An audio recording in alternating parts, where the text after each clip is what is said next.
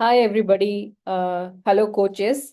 Alice has brought up a very important and nice discussion to the table. This is my take. I thought there are too many texts going around, so let me just record a video. So in Luke chapter 10, when Jesus, this is my personal take, okay? And there's no right or wrong answer. You could have your own answer and your own revelations. That's the way we believe, right? So this is my revelation that Luke chapter 10, Jesus talks about Martha being worried.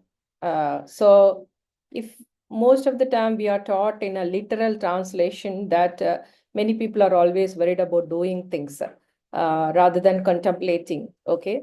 But my revelation is that Jesus talking about bringing stillness in the mind, basically. Uh, if we like, yeah, definitely we have to uh, push. If you want to accomplish something, become successful, you need to, it's always good. Wildlife always believes in having a structure, system, and protocol, and also believe in dependence or faith in God for executing everything. So it's a kind of a mix and match, both, right? So we can't be only contemplating and living in the mountains without doing work, initiating things in the natural. So it's a balance of both. But when Jesus tells Martha in Luke chapter 10 that uh, you're worried about doing things, he actually tells her that your mind needs to be still rather than worried about small things. Okay. So when I say we need to push things, it means that we really don't have to do things out of pressure, out of fear of missing out, FOMO, or in the worldly way, too much of dependency on that. Okay. So when we want to execute something, when we want to do something, accomplish something, we need to acknowledge that we have dependency on this from the Spirit, um, for to lead us in which way, what way to go. Okay.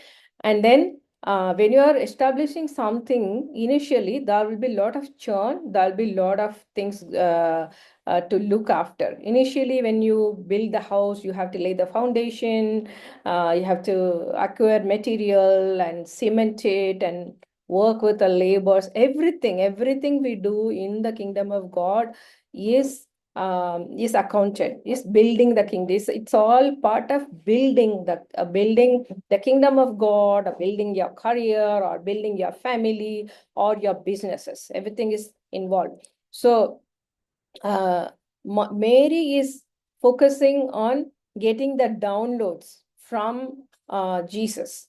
In our case, Jesus lives inside of us, his spirit lives inside of us. So, getting a revelation from him for successful implementation of anything is one thing. And then execution process also comes in picture. Okay. Now, how it applies to evangelism is something that not everybody is gifted with evangelism, right? In the coaches group itself, some of you are gifted with maybe teaching, some of you are gifted in intercession, and some of you are gifted with what do you call it? Dream tech. And some of you are very excellent in operations. So there is no this. It's actually, it also works based on the wiring and your gifts and the skills that you have. So therefore, there's nothing wrong in how we do things based on our gift. So there are multi-dimensional aspects to the question that has been put forth. So I'm trying to explain to you all. Okay.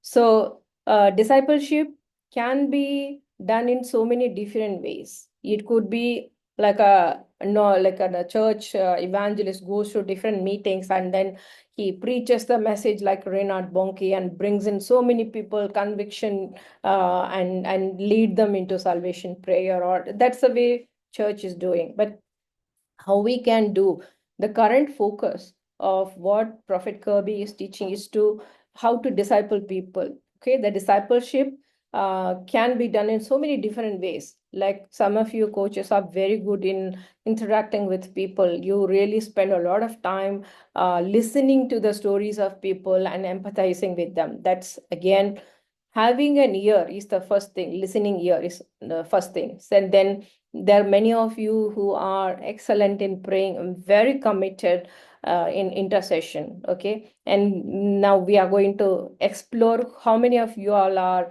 good in teaching aspect, teaching the word, especially how the revelation is flowing, how the spirit is leading you all to leading you all into teach, or how a teaching is like very passionate. You always seem to be a philosopher, or you always seem to be giving gyan. For example, like it flows natural to me. Like I'm when somebody is asking, listen, and then give them some sort of advice, even beyond beyond what is like, like beyond their level of understanding or revelation. I try to tell them, right? So teaching is again in a gift. You have a gift of explaining things beautifully in a very simple manner. You're so passionate about it, and you are willing to even learn some things and then teach people in many subjects that we really don't know as on days. Okay.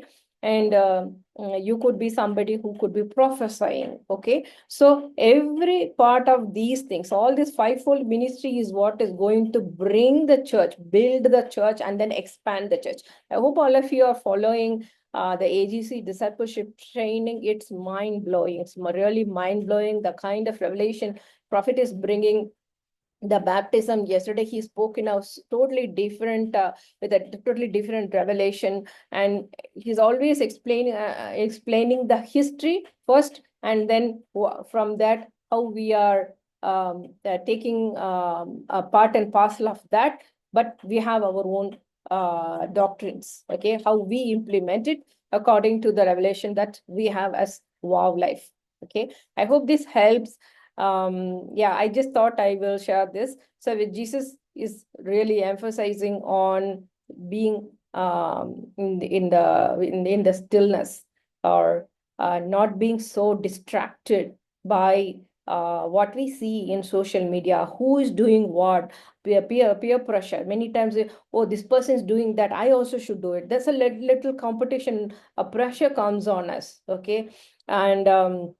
And maybe I have to work, and then little bit time is left, then I might be able to use it for the kingdom of God. It doesn't work like that way. Okay. So keeping the kingdom of God and its righteousness, the more and more you learn the word, the more and more you'll renew your mind, and implement things, execute things, plan things, work things along with the other coaches. You're building your own personality. So if you are inactive and you don't even know what's happening around, it's time for you to wake yourself up and see what we are trying to do. We are doing so many different things in so many different ways, trying to see which one is going to be the best. Okay. So you really are interested in building yourself. This is your training ground. This is your learning ground. And there's so much of grace here. And we just encourage everybody to actively participate and build the kingdom of God. When you do that as and keep that as priority, all the other things of our personal life get sorted. Trust me, I'm speaking from experience. I hope this helps.